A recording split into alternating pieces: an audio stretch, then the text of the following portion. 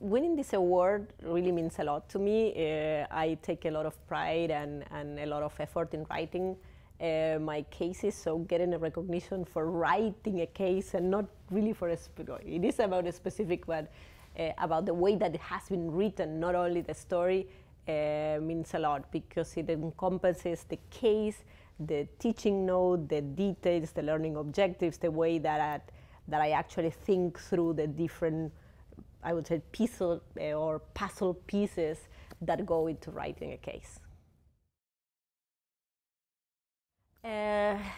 I love this case, and I tend to assume that when I love a case, everybody will love it. It's not always the case, but in the comments of the judges, I think they like something that was very intentional, that this case has a lot of different angles. No, it's not a super linear story, has a leadership perspective for what it means to be a female entrepreneur and a social entrepreneur, has an entrepreneurship piece on business model that can be used in class, has a strategic angle, has a business in Africa and emerging economy. So I think the flexibility of this case and the ability of each professor that reads the case, they could use the teaching note and kind of get my hints of how I would teach it, but also make it their own. And I think that's what I also love about this case. And when I get to talk to some people that have used the case, I also learn a lot.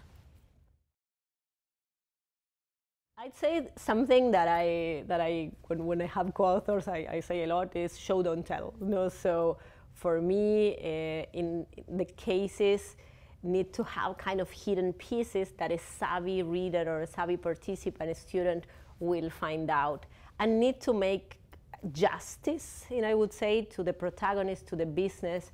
So I try to very intentionally tell a story, or tell a story that shows nuances, and even sometimes cognitive dissonance, things that you're not very sure how they're going to come out. So for me, that piece is an important part of writing a case. And on the other hand, whenever I choose a case, has those characteristics, but I always have a learning objective in mind. So somehow, when I write a case, I already know how I'm going to teach it. It may change, obviously, as you do the research, as you do the interviews. You see more nuances and different things, but I do have a spot in a course that I'm teaching, and also a framework that probably comes from my research, that somehow this case is supposed to marry, and there is representing something. So I think that those would be the tips for me. Is one, express nuances and let everybody own the case, and the second one, marry your thought leadership, your research with your teaching ability into the case.